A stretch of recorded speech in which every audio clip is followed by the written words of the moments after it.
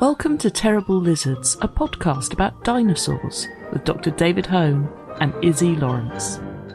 On this week's episode, we talk ancient sea reptiles with Darren Naish. But before we do, I've got a little plug because I'm starting a new podcast about Egyptology. It's called Talk Like an Egyptian, and you can find a link to that in the show notes. But right now, let's go back to the Rari Splashy Splash. Hello everybody and welcome to the magnificent, the wondrous, the rah stompy flappy flap podcast that is Terrible Lizards. I am Izzy Lawrence, and over there, if you have a look, there is Dr. Dave Hone from Queen Mary University. Hello Dave. How are you? Well, we know. We're a bit battered. September's got to us quite dramatically, but it's okay because we're not alone on this podcast, are we, Dave? No, so he's definitely been mentioned many times. He's been on the Spinosaur one. Yes, because he was on when we had the new British Spinosaurs. The poddiest, dinosauriest person that is possibly available is Darren Naish. So, yeah, Darren, who at least partly inspired me to start blogging and then had been doing his tetrapod zoology blog basically forever, and it must now be creeping up towards 20 years, if not already having reached that total, in addition to then having the TetZoo podcast and then expanding the TetZooniverse into TetZooCon, which then this year became DinoCon, which is partly why we had Matt Wadle on last month, because Matt was over for that just before I left to Mongolia, so I couldn't go. So here's Darren. Hello. Yes, only my second appearance here, but thank you for having me. Thank you for those very kind words. And yes, you're correct. Tetrapod Zoology, the blog, is 20 years old next year in January 2026, 20 years of blogging. And I plan to do something about that. I don't know, a whole load of events, multiple articles, parties. Showbiz. It's like everything I've ever done that's been moderately successful as a consequence of blogging, which is absolutely nuts. I mean, you know, the blogosphere has lived and died. These days it's died, but everything that I've done that I consider worthwhile in terms of publishing and academia, research and whatnot has come off the back of that. And all that wasted time spent trying to get into academia, trying to get a proper job, that was a waste of time. But blogging, that paid off. Hey, you're looking at somebody who presented a flagship Radio 4 history show because she showed off on stage doing little history stand-up bits. So, yay! Opposite Tom Holland's with my B at A level. Boom. There you go. I mean, it's not a million miles away from me, because it was the blogging that got me the gig on The Guardian. It was The Guardian that got me the gig doing the first book. So, yeah, they wouldn't have happened if I hadn't been, just sitting, typing away and putting my thoughts out there. And I agree. The blogosphere's kind of died, and yet it's also still just about creeping on. I mean, I'm putting far less on mine than you are on yours, but it does technically still run with, a post every month or so. So it's just about surviving. Are you guys on Substack? Because I keep hearing people talk about their Substacks. No.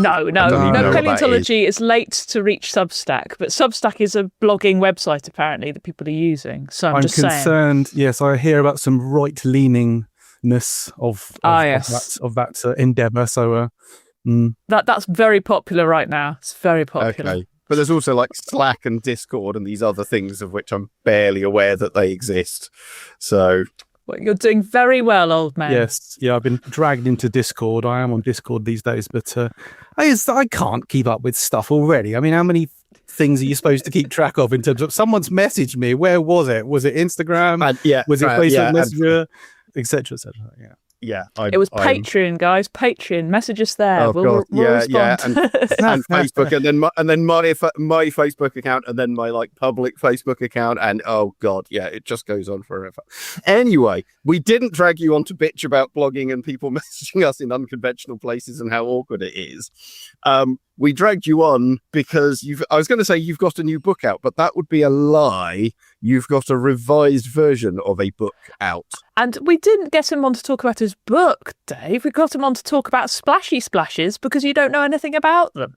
Well, also that, yeah. So in addition to having only had Darren on once, in general, the amount of Mesozoic marine reptile coverage we've had over 5 years has been limited. We had Kirsten Formoso on earlier, And I'm starting to run out at that point because it's really outside my area of expertise. So it is kind of nice to tie those things together because it's your Sea Reptiles is the title, correct? Yes. So here to champion the cause, ancient sea reptiles. Beautiful. Yes. So it's the third edition. For those listening, Darren's holding the book up. As you can see, it's a beautifully designed book. It's good in the hand. It's also highly affordable. And this is the first softback one.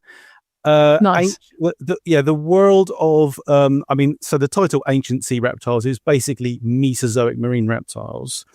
And it's a very fast moving field. So for a book that originally came out in 2021. Oh, so it's really, I was going to say, it's not very old at all. No, but already by last year, there's like, oh my God, there's like sort of 5 major sections that need huge overhauls. The primary reason for keep doing new editions is not because there's necessarily a push from the publishers. The publishers are Natural History Museum London, not necessarily them saying, Darren, can you update the section on omphalosaurids or tannosaurids?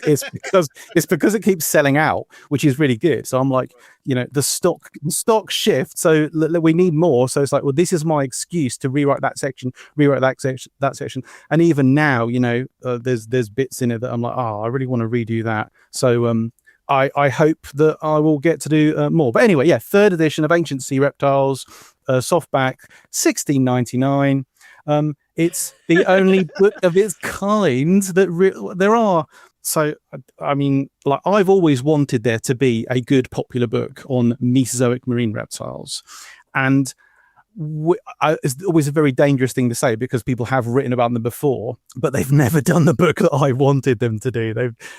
There are Richard Ellis, mostly famous for his association with cetaceans and sharks. He did one in the early 2000s. I helped him with it, but I wasn't super keen on the way he covered the subject. There's books specifically on ichthyosaurs. There's short books that have covered plesiosaurs, but there hasn't been.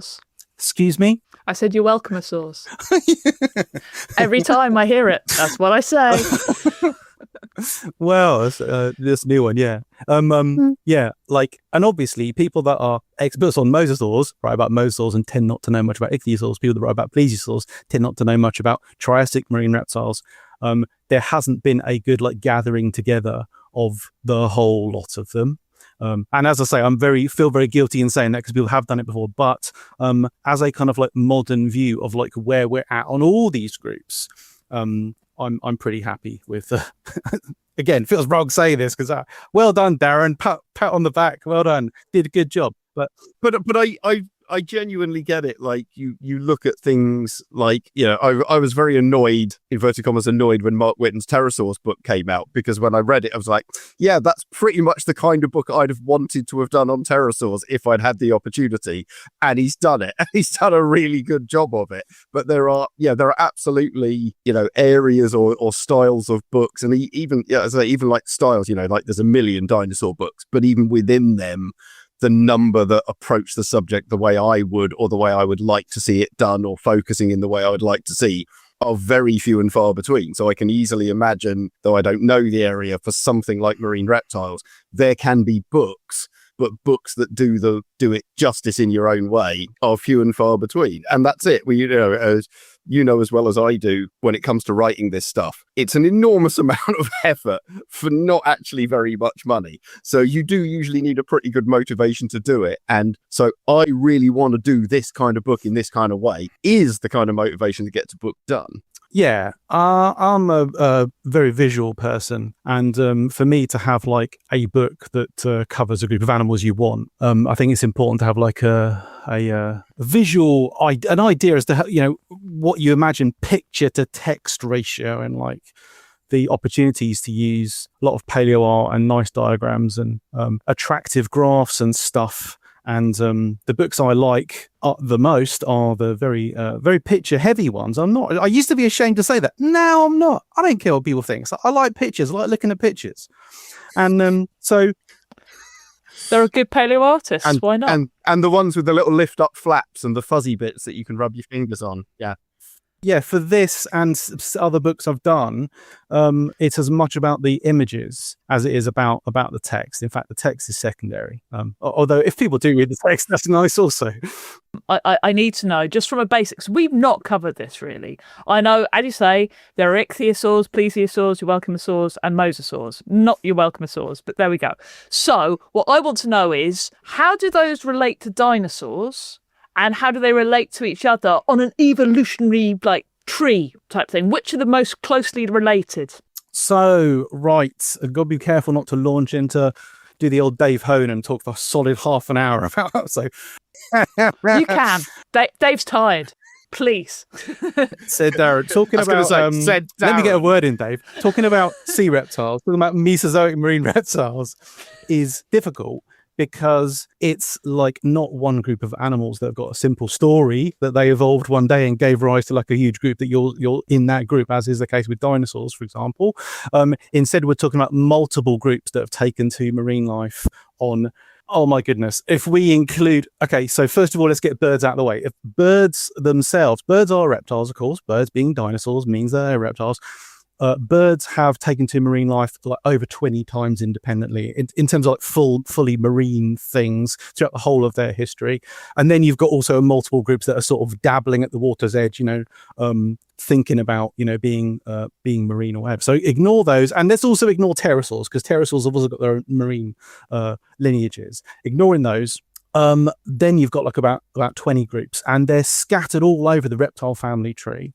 So you've got animals that and reptile in the proper modern sense, in terms of like how we apply that term to phylogenetic trees. Reptilia is a clade. It's the clade that includes living lizards. Snakes are lizards, so they're in there. So, and turtles and crocodilians and also birds. So things that are on the mammal line aren't reptiles. Don't need to worry about those. But within that Reptilia proper, you've got probably some really early reptiles, really archaic animals from the Permian, like about 250 million years ago, that did marine things.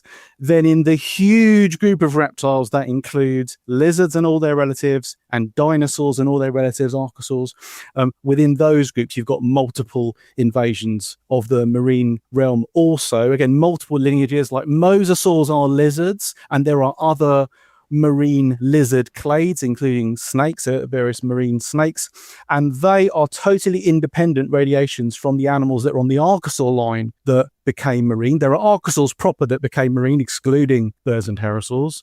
There's members of the croc lineage that are fully marine. There's a famous group of Mesozoic sea crocs called thalattosuchians. They are not crocodiles. Stop calling them sea crocodiles. Paleontologists that do.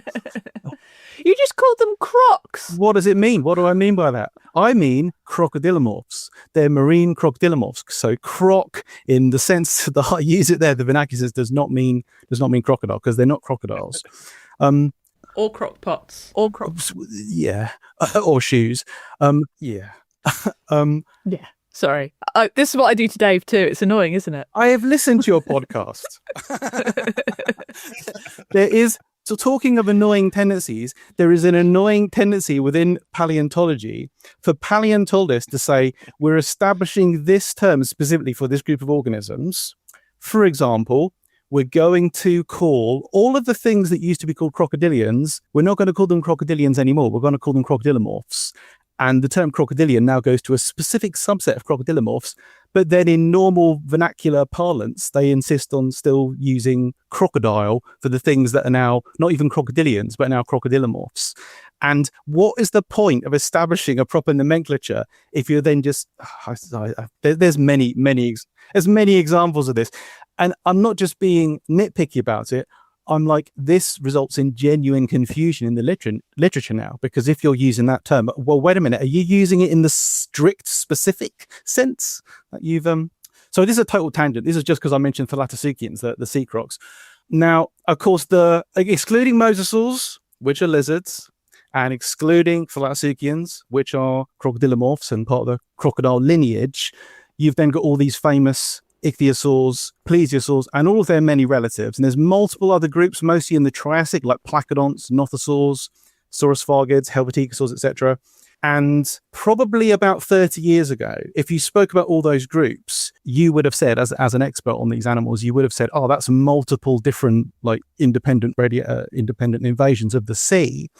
But what's happened since about 2000 is, really interestingly, some big phylogenetic studies have actually found that about 6 or 7 of these major groups, including plesiosaurs and all of their kin, they're called the sauropterygians, and ichthyosaurs and all of their kin, they're called ichthyopterygians. They are all part of one massive clade.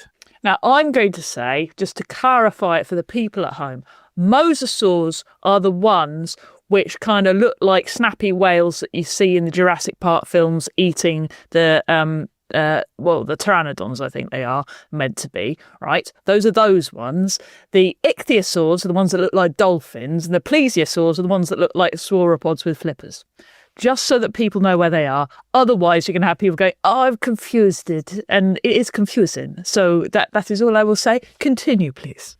There's too many groups to keep track of, and even most experts don't know, like they might know the names for one group, but the fact that there's mesosaurs and mosasaurs, and they're completely separate groups, but they're both part of this like marine invasion. I think you said that mosasaurs. Did you say mosasaurs are in the Jurassic Park films?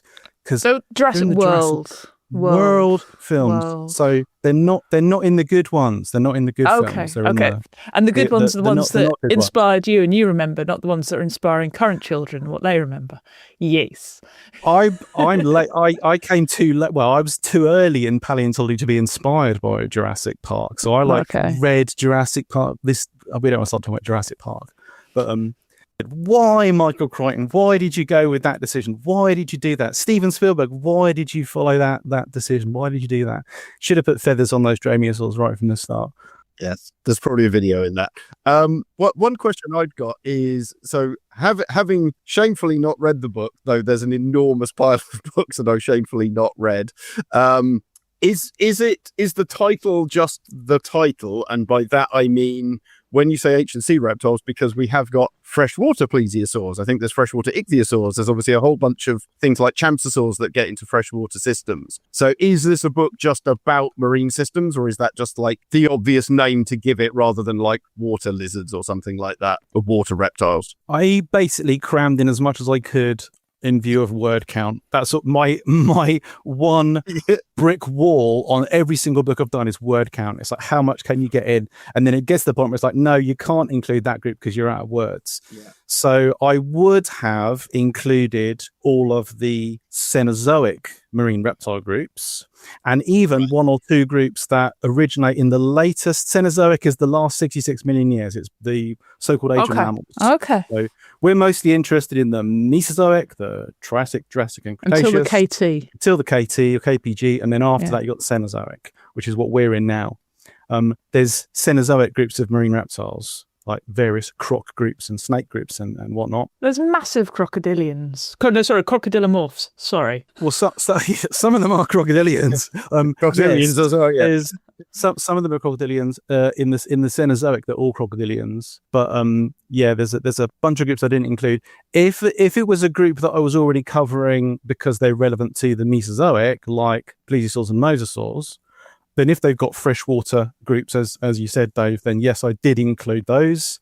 I didn't include Charistidae. That's the group that includes the camptosaurs that you mentioned, because they're not sufficiently marine to warrant. What are they like? Describe one of those to me, because I don't know what you're talking about. Well, for groups that have histories that span like 100 million years, they do all these groups do a lot.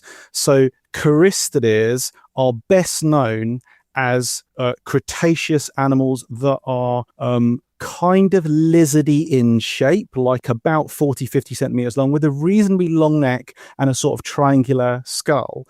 But in the late Cretaceous, they gave rise to a group called the campsosaurs, which have got like sort of gharial-like, really broad at the back of the skull and a very, very long, slender snout. They're well known from some latest Cretaceous North American freshwater environments. But that group goes all the way back to the Triassic, so they're actually doing quite a bunch of things. They are archosauromorphs, probably. And that ties me back to something I was saying earlier on, which is multiple radiations, multiple groups going into the water at different times.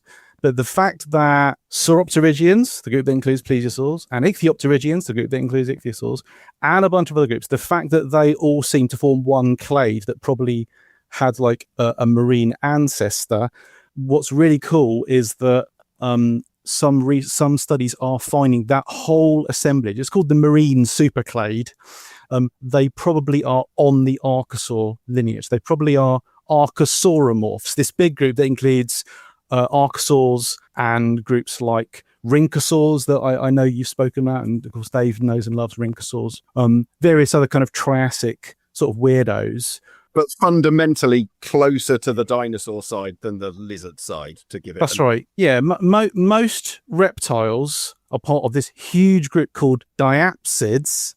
This is always hard to do without diagrams in front of you.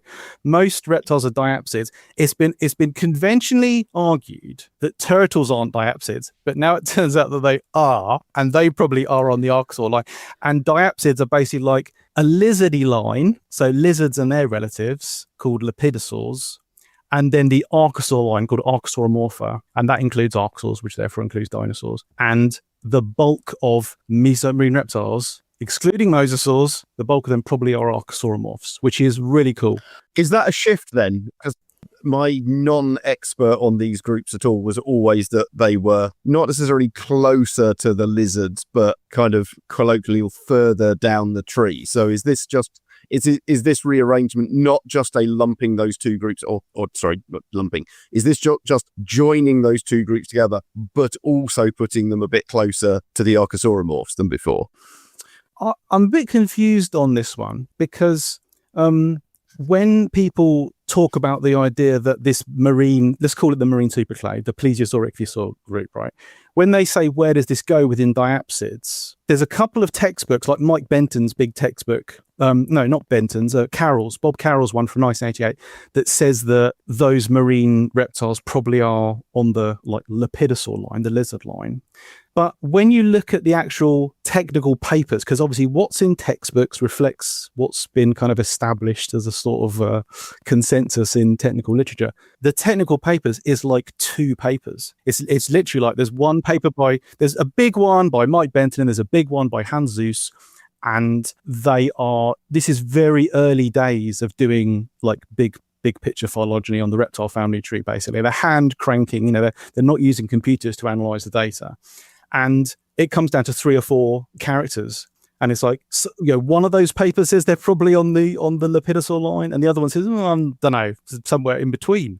And it's like, on that basis, you can't say that, we've firmly come down on the lepidosaur line. I think it's the influence of people that write textbooks, which is something very relevant to me as someone who thinks a lot about textbooks and the writing of them a lot, which is a whole nother story. But more recent, like computer assisted, big analyses that incorporate hundreds of characters and hundreds of taxa, hundreds of different species, they are generally finding the marine superclade to be on, in Archosauromorpha. It's really hard to pin it down because for so many groups of organisms, now I think for dinosaurs, we've got an unusual take on this, but for loads of groups of organisms, it's not like there's 1 or 2 very easy to remember and easy to spot bits of anatomy. Like for archosaurs, we talk about the antorbital fenestra, a big opening on the side of the skull. It's like an easy thing to spot it. Virtually nothing else has got it. But in most groups of organisms, you're looking at hundreds of characters. We do not know what the trump cards are when it comes to working out phylogeny. So, this group of animals have got 6 fingers. So that means they must belong to that clade. That's not how evolution works. There's like 1,000 things to keep track of, and you as a human can't do it. You need this vast amount of data. And even then, this is a thing, isn't it? It's a real a big question. Multivariate regression analysis. Yay! Yeah. And even then, genetics can say, nope, that tree is just you've been looking at bony anatomy, and it turns out that's irrelevant to evolution. The other big question, of course, is what's the fossil record like down there? Because the analogy I always give for pterosaurs is we just don't have an Archaeopteryx equivalent of pterosaurs, where you've got this nice kind of fairly obvious, and I know it doesn't quite work like that, but I was like, it's fairly obvious intermediate. It's like, well, it's got a bunch of these derived birdie features and it's got a bunch of these classic theropod features. It's, regardless of exactly where Archaeopteryx really goes these days, it's clearly telling you something, and obviously 100 years ago was phenomenally influential. We don't have anything like that for pterosaurs, which has always been part of the problem with working them out.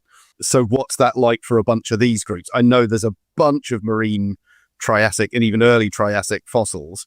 And of course, the marine fossil record is generally pretty good compared to the terrestrial one. But is that part of the problem, that we're just missing a bunch of the things that are about the right time, particularly if this stuff is going back to the Permian or the earliest Jurassic, that fills those gaps in? It's almost like the opposite problem, in that you've got too many groups, and therefore you don't know that. And once you get into the middle and early Triassic, you have like about 7 different groups of archaic marine diapsids that look like they could include the ancestors of the bulk of the things that are famous for the later Mesozoic. And it's like, as soon as they're published, people jump on them straight. Like, I'm talking back way back in the 80s and 90s, people jumped on them straight away and said, this is the ancestor of ichthyosaurs, or this is the ancestor of plesiosaurs.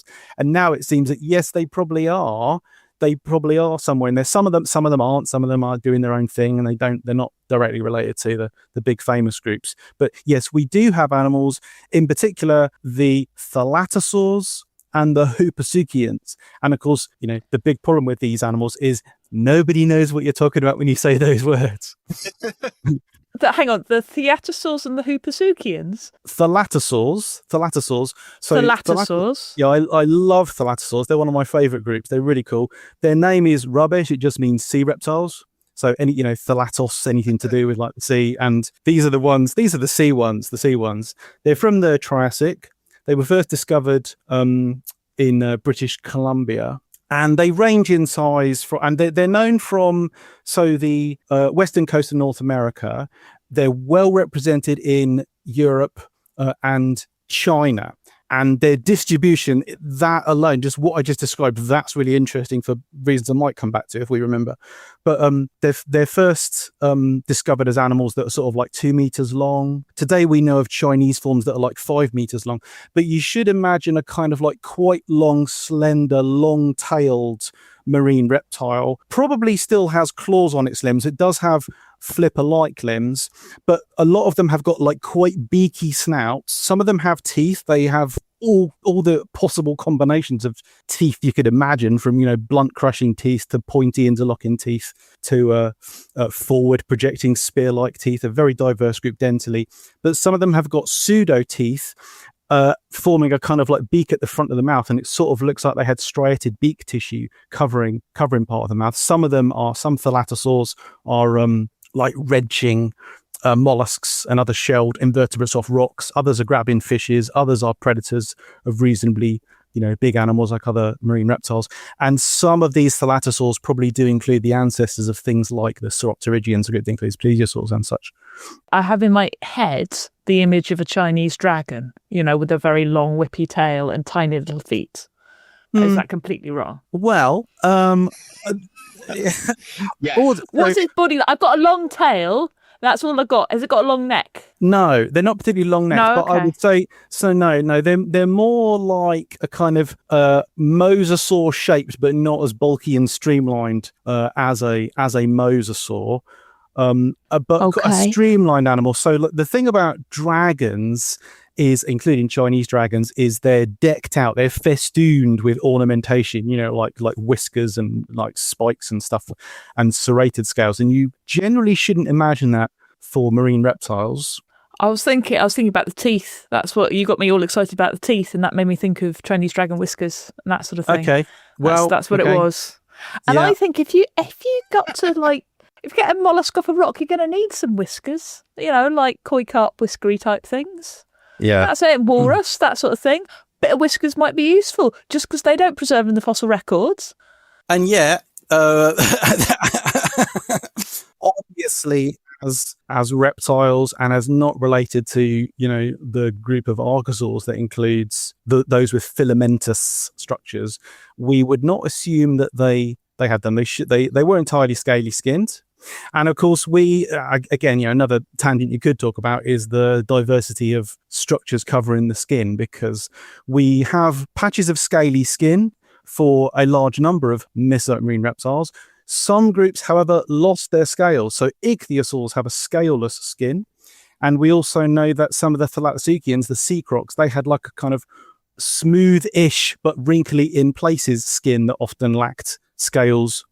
Also, plesiosaurs are doing weird stuff with it as well. So yeah, I was going to say it's my memory is it's quite varied even within it's not just groups, individuals, because there's that one in Los Angeles County Museum, and then you can see like 3 or even 4 different scale types across the specimen. I think it's a mosasaur. Oh, a mosasaur. So I thought it was about plesiosaurs. Yeah. No, I'm just saying, like marine reptiles generally, because you're talking about scale variation, and then there's that one as well. So there's an awful lot going on. Without going into talking about animals like dinosaurs, one of the things that makes it difficult to discuss integument, the stuff on the outsides of animals, in any large reptile, living or extant, is in a big animal, an animal more than 4 meters long, that's covered in scales, is the amount of variation across the whole length of it.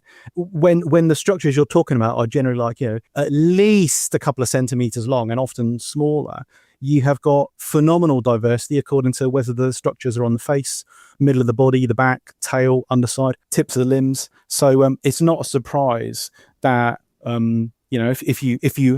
if you handle lizards regularly or any reptile, I have a pet bearded dragon. The complexity of scales on that animal, according to where they are on the body, is ridiculous. And now imagine an animal that's bigger than a killer whale, as is the case for like your average mosasaur. Then yes, you have all kinds of things going on. I was going to ask, with ichthyosaurs and mosasaurs and plesiosaurs, I presume, because particularly ichthyosaurs, I always imagine, because they're like dolphins, I imagine them to be a bit like a cross between a tuna and a dolphin, and I imagine them to be quite blubbery. Now, that is probably completely incorrect, but is it? Well, I mean, I think a lot of people picture them like sort of, dolphin-y, like that. It's the opposite of completely incorrect, Izzy, because I got something right. This never happens. This is an I don't know if I've already used the term non-trivial observation, but this is another non-trivial observation because so ichthyosaurs. Let me get this out of the way to start with. So ichthyosaurs are a big deal in the Triassic. So that's early in their evolutionary history. And in the Triassic, they experiment with numerous different kind of configurations and body shapes and stuff. But nearly all of those die at the end of the Triassic. And there's just one group of ichthyosaurs that persists into the Jurassic and Cretaceous called the thalattosaurs. And your classic ichthyosaurs that you're thinking of are Thalassaurian ichthyosaurs. So that's Ichthyosaurus itself is in there. Many, many others are as well. They're the conventional, like dolphin-looking ones. I assume tunosaur as in funniform and therefore tuna-shaped. Yeah. So tuna lizards. So this body shape that Thalassaurian ichthyosaurs evolved at the end of the Triassic is really similar to cetaceans, dolphins in particular, to lamnid sharks, to tuna and their kin, scombroid fishes. And that set of animals all have a list of features in common. They're all really streamlined. They're all really fast, high endurance swimmers. They're all warm-blooded. They've all independently evolved warm-bloodedness. There are warm-blooded sharks, tuna, and billfishes also are all endothermic.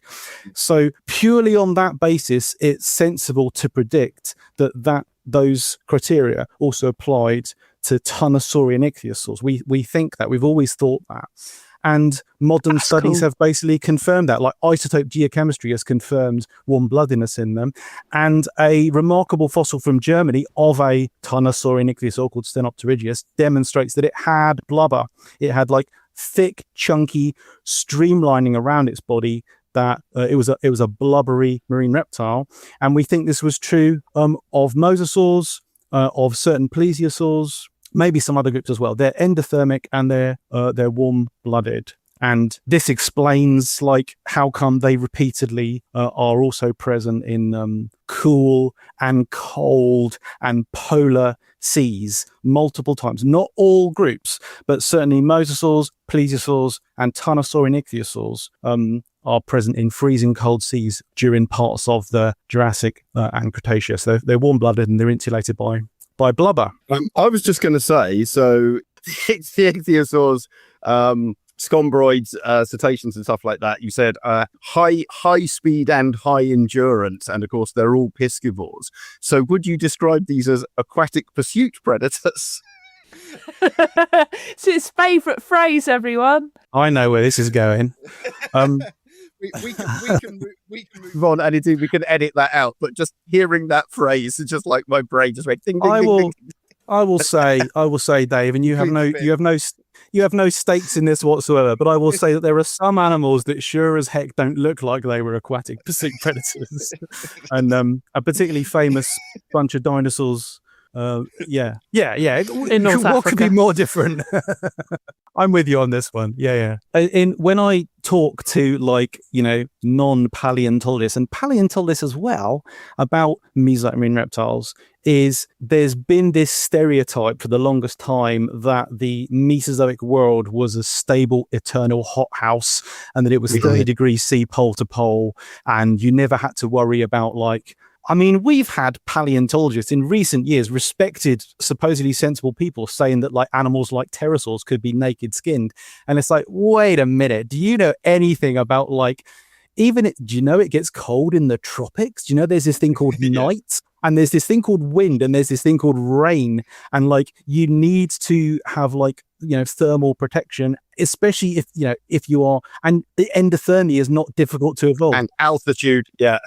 Altitude, yes, That's right. Endothermy has evolved multiple times. It's not a big deal that it might have been present in Mesozoic groups of reptiles, including pterosaurs, dinosaurs, and these various marine groups. But what geochemistry and sedimentology and basically all things to do with reconstructing paleoclimate, even computer-assisted climate modeling has shown, is that there's bits of the Jurassic and the Cretaceous where it's cool or even cold, and there may even have been ice ages in the middle Jurassic and in the early Cretaceous when if you're swimming around in what's now the North Atlantic or the polar regions, that's literally freezing cold water. It's close to or at zero. And yet we know for sure that there are plesiosaurs, ichthyosaurs during the late Cretaceous, mosasaurs in those places. So those animals have got to be dealing with those cool or cold conditions. They clearly were doing that. And that's the thing, even outside the tropics, even in the tropics, yes, the water can be very warm, but it's pretty good at sucking the heat out of you. And if it's not body temperature of 37 degrees, you will net cool. And that's before you get into things like, current. So I have been, as soon as I say swimming, I've been paddling when I was in Peru. Hanky on his head. You're not that far off the equator. You're well within the tropics. And the water, it was like swimming in the North Sea because the Humboldt Current coming up from Antarctica is unbelievably cold. So yeah, there's going to be huge even in a hothouse Earth, there are going to be patches that are really pretty cold. And even the water itself is fundamentally not going to be a balmy 40 degrees Celsius and you can just sit there being warm constantly. And presumably the deeper you go, which I really want to ask you about, is the sort of depth that these creatures could go. Because I hear ridiculous stuff about whales hanging out when, it would crush cans and that sort of stuff. So do we know anything about how deep these creatures could be? With the opening caveat that we never know anywhere near as much as we might like, there are a couple of indications from various dodgy lines of evidence that some marine reptiles might have been reasonably good deep divers. Now, of course, in the modern marine mammal world, there are animals that dive down to 2 kilometers. Do you know what the current record holder is? The obvious answer is sperm whale, but is it elephant seals? One of them gets stupidly deep. So it hasn't been the big sperm whale for a while. It's switched between Cuvier's beaked whale and northern elephant seal, both of which get down to around about 2 kilometers. The current record is held by Cuvier's beaked whale, which I've seen in the wild multiple times because I'm going to brag about that.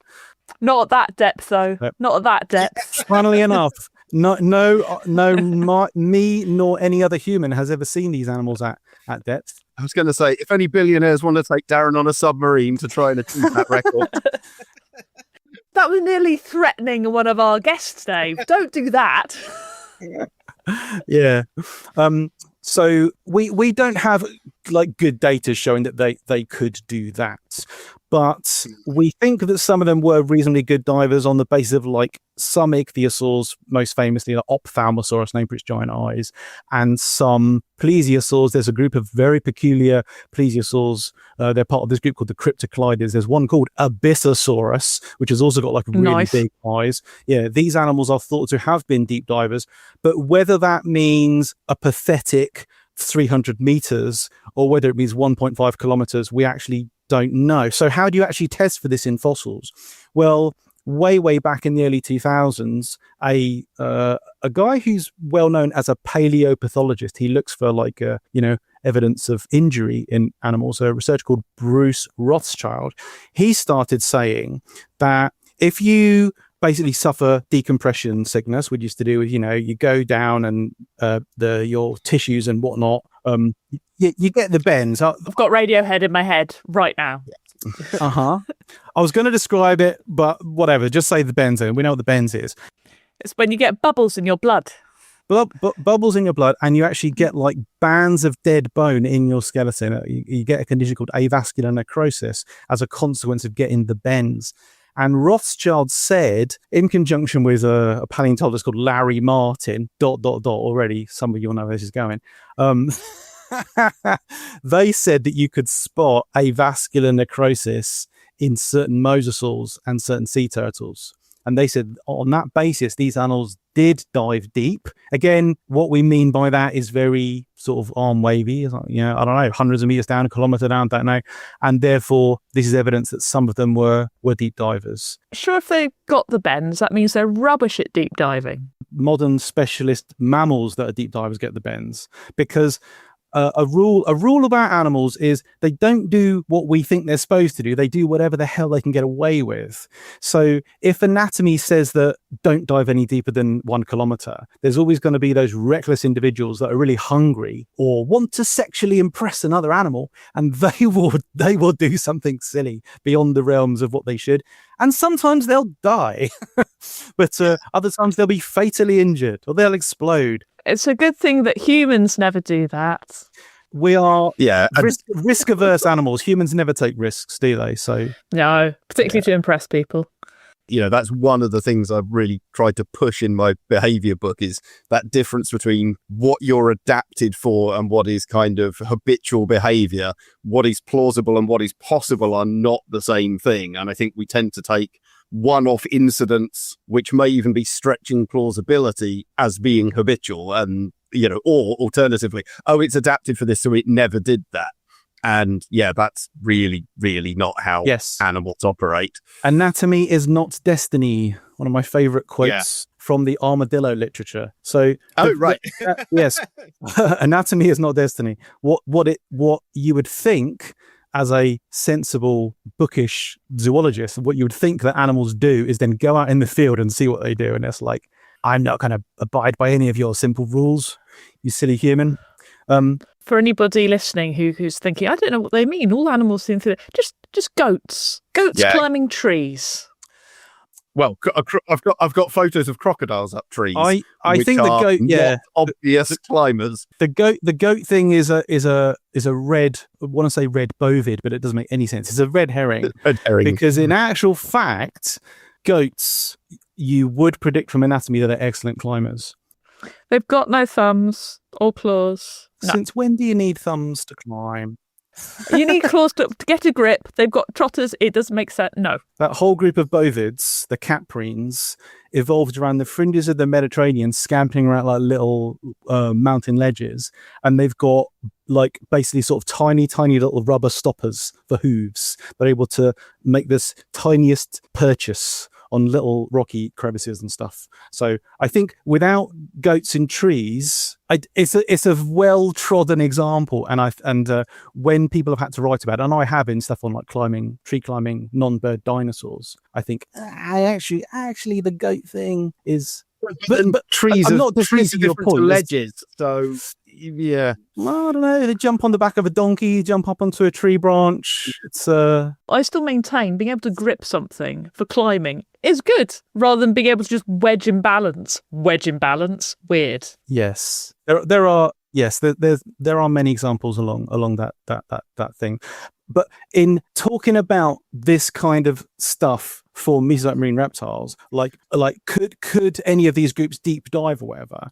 The fact that you've got a separate case and a separate bits of evidence relevant to ichthyosaurs, relevant to plesiosaurs, relevant to mosasaurs is that I couldn't arrange the book around here's a chapter on how everyone gives birth to babies. Yeah. Giving birth to live babies is a thing that's evolved multiple times. I couldn't do a chapter on feeding behavior. I couldn't do a chapter on deep diving behavior.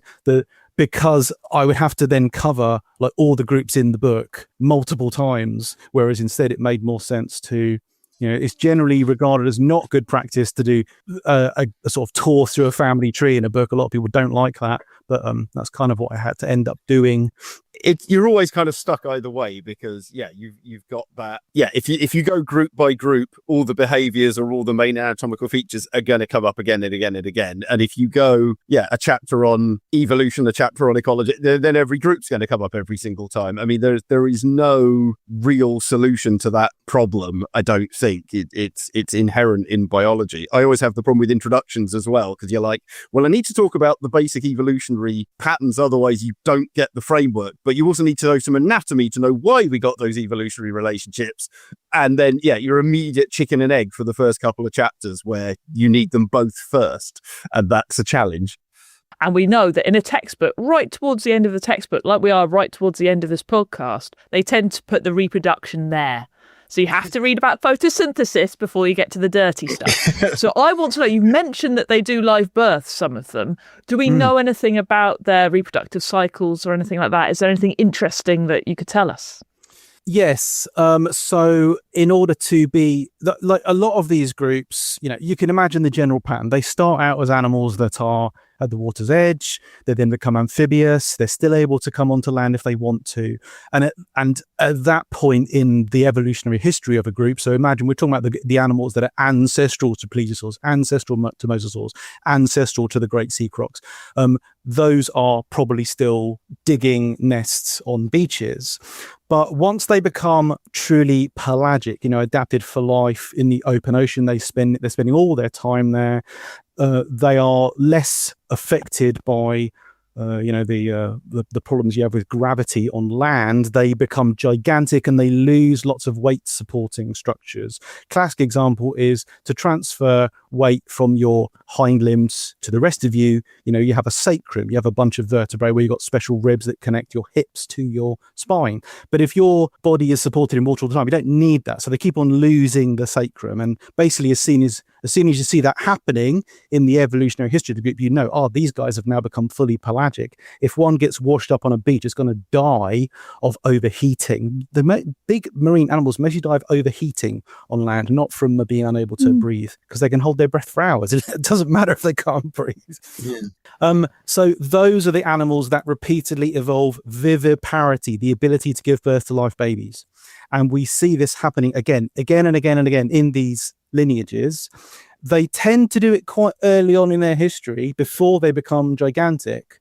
So if a group like the members of the superclade that I was talking about, the animals like thalattosaurs and early members of the Sauropterygian group, the group that includes plesiosaurs and whatnot, they are probably evolving viviparity when they're about sort of a meter long. And we have pregnant specimens with embryos inside them. We also have little embryos that have been aborted, presumably because the body of the parent's been ripped to bits by a predator, but way out at sea. There's some groups where we think that when they're in what you would politically incorrectly term a transitional phase, so they're starting to experiment with pelagic life, but they're still able to move on land. In nothosaurs are the classic example, Triassic group of close to plesiosaurs, nothosaurs. In that group, you have evidence for viviparity and ovipary egg laying. So you've got some species that might be closely related, but are still laying eggs on land, and others that are giving birth in the water and might be fully aquatic, like fully pelagic. And of course, the way this like ends up, and again, that's an incorrect terminology. You shouldn't say evolution has ended up, but whatever. In groups that go extinct, I suppose. I love this pedantry. It's great. I love it. It's not pedantry. It's that's a joke about pedantry. You see in some of these groups that they make the switch from what we call R-style reproduction, which is where you have 100 babies all over the carpet and most of them die, versus K selection strategy, where you have like a very low number of babies and look after them. You see that happening in some of these groups, and most famously plesiosaurs. Plesiosaurs evolved a strategy of giving birth to like maybe one baby, which you can call a calf, them having a ridiculously long pregnancy, like probably over a year. The baby is able to swim, obviously, because going to be in trouble if it's not right, if they're out in the ocean. But there probably is a social system whereby the mother looks after the baby, and maybe other members of the group do. Maybe they live in family groups. We take that very seriously for plesiosaurs. My memory was when that paper came out that, because we finally got like a pregnant plesiosaur, having never seen one before. And yeah, it had the absolute colossal baby. It's like half mother's length sat in the body cavity. And then the obvious question is, if they're pregnant for a year at a time and the babies are that big, how come we've been digging up plesiosaurs for 200 years and we've got dozens and dozens and dozens, possibly hundreds of them, and we've never seen this before?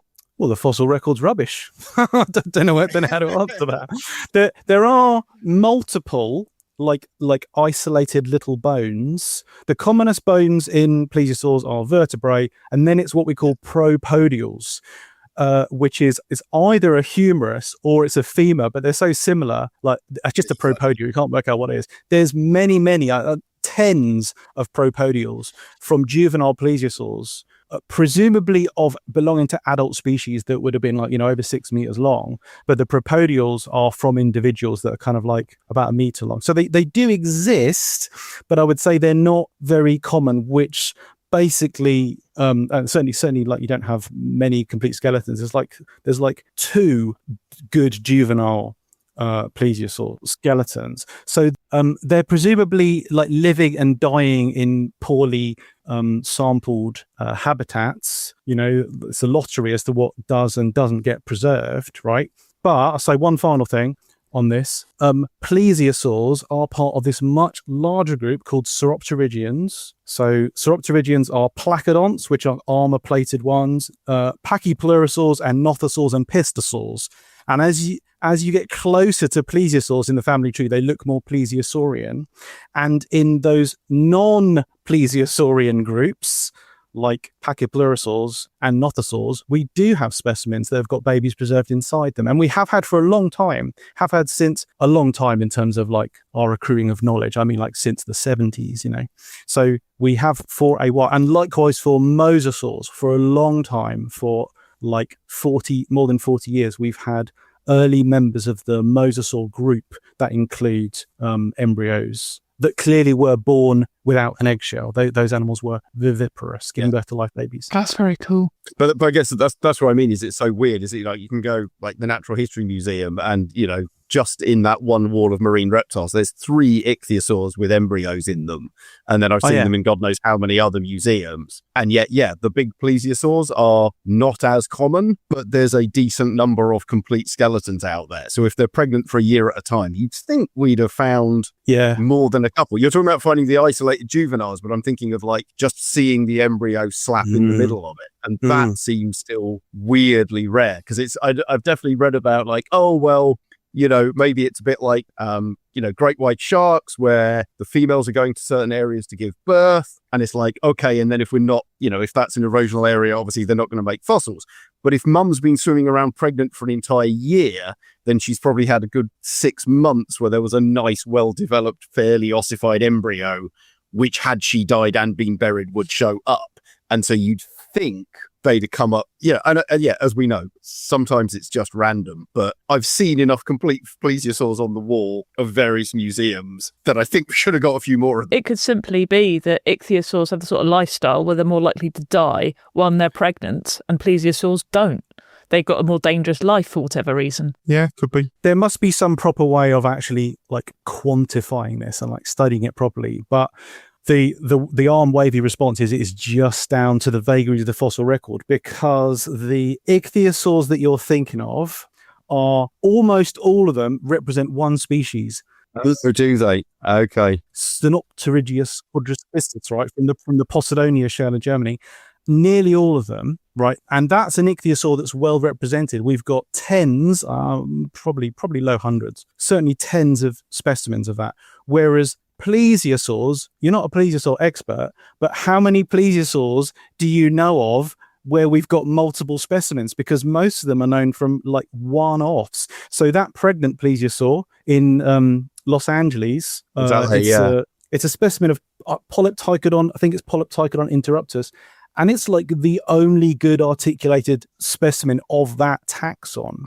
Most ichthyosaurs most plesiosaurs are represented by, like one good specimen. Like those, the ones you're thinking of in the wall, on the wall in the NHM, there's like 4 or 5 specimens that are the archetypal Plesiosaurus dolichodyrus, the Mary Anning original plesiosaur, but most of the others are singletons representing. That's the only specimen we've got for that species.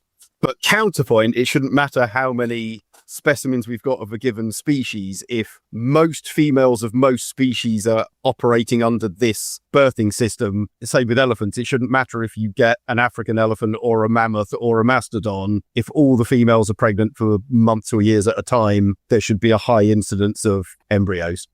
Yeah.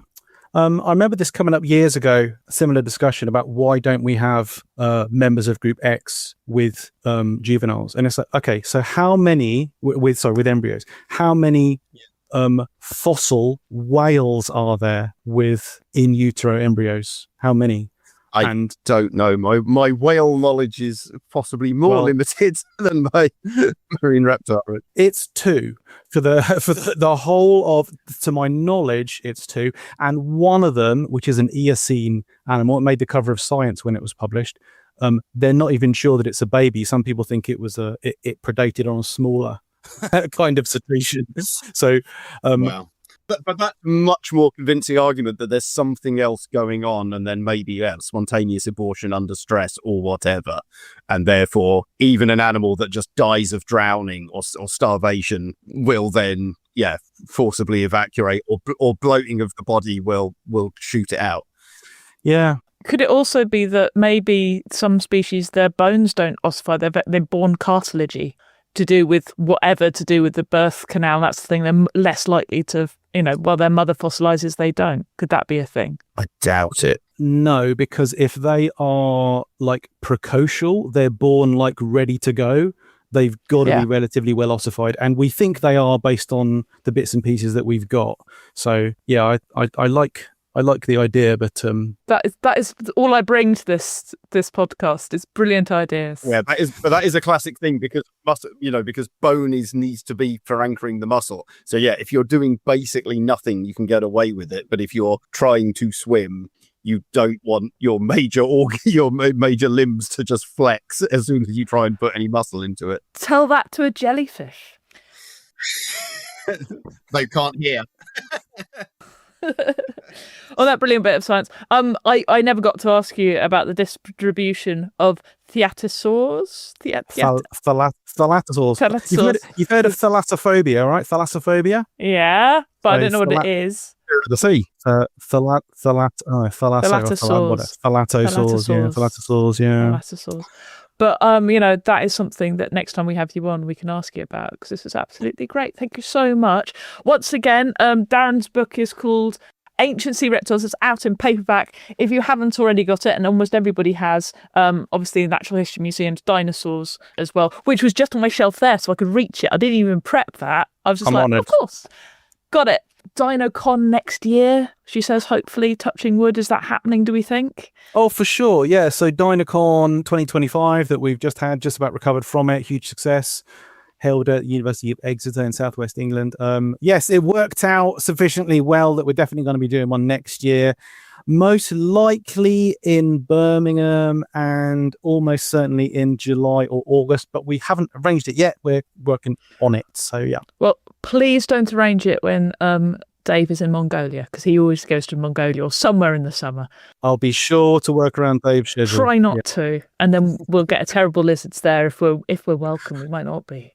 What with Dave's, Spinosaur stuff. I mean, but yeah. So give us your Twitter handles or your Sky Blue handles or your TikTok or your whatever it is these days. Yes.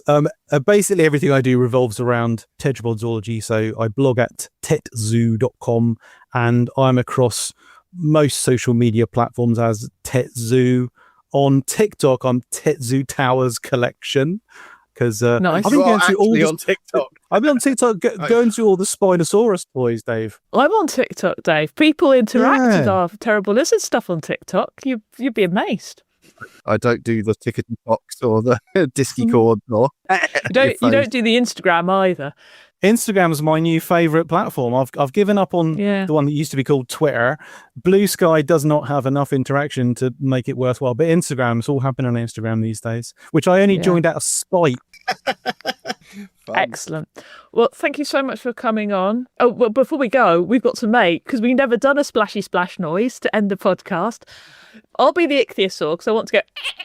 Right, Dave, you can be a mosasaur, so you can do your growl, because obviously mosasaurs growl. And Darren, if you want to make a noise, what sort of noise do you reckon a plesiosaur would make? They wouldn't just go, "You're welcome, saur," because that'd be ridiculous. What would they say? They have thistle whistles. It'd be like low grumbles, groans, creaks, as well as jaw claps and splashes. Yeah, any of that. Okay, well, if we can have a go after 3, we'll say goodbye.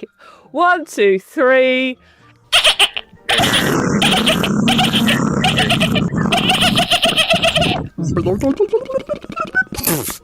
Perfect. 2 of the people in this have a PhD. Thank you for listening to this episode of Terrible Lizards, and thanks as well for going to that social media you never seem to update and sharing the podcast there too. You could also go to patreon.com/Terrible Lizards to support the show and access a wealth of extra content. Get in touch with us via terriblelizardspod@gmail.com, and while you're here, do check out Dave and Izzy's books. Flappy bye-bye.